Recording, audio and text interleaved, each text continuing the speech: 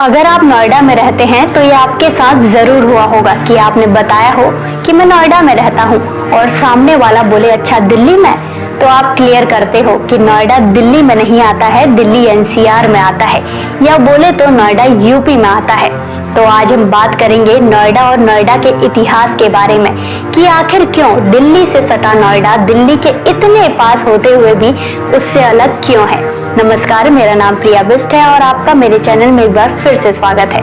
साल था 1972। ये वो समय था जब दिल्ली की आबादी तेजी से बढ़ रही थी।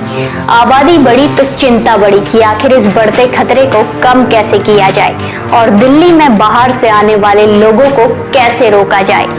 इस समय 7 मार्च 1972 को यूपी में दिल्ली के पास सटे 50 गांवों को Yamuna Hindon Delhi border regulated area घोषित कर दिया गया, जिसके बाद दिल्ली के आसपास के गांव धीरे धीरे डेवलप होने लगे। लेकिन तब तक नोएडा नहीं बना था। वक्त बीतते बीतते 3 साल बीत गए।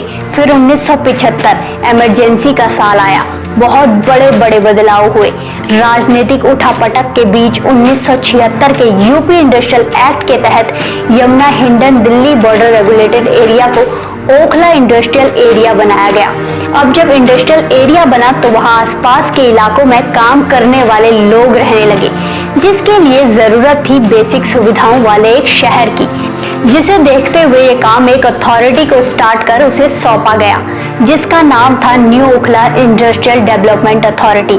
नोएडा अथॉरिटी शहर को बनाने की प्लानिंग कर रही थी और उसके बाद इसी के नाम पर नोएडा का नाम दिया गया, NOIDA, मतलब new Okhla industrial development authority.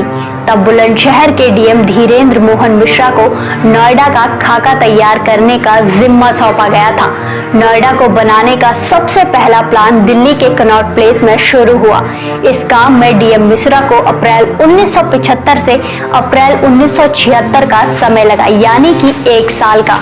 फिर एक दिन नोएडा का ब्लूप्रिंट आखिरकार तैयार हुआ और इसी बीच 17 अप्रैल 1976 को नोएडा की घोषणा हुई।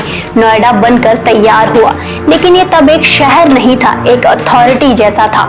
10 मई 1976 को डीएम मिश्रा ने नोएडा के पहले सीईओ का स्वतंत्र रूप से प्रभार संभाला।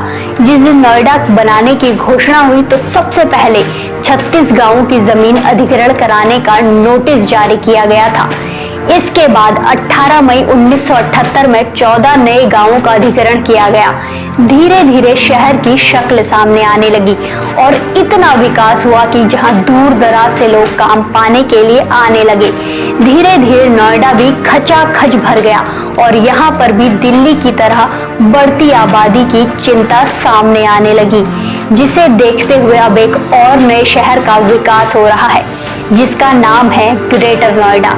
अगर आप भी नोएडा के रहने वाले हैं तो कमेंट बॉक्स में जरूर बताएं।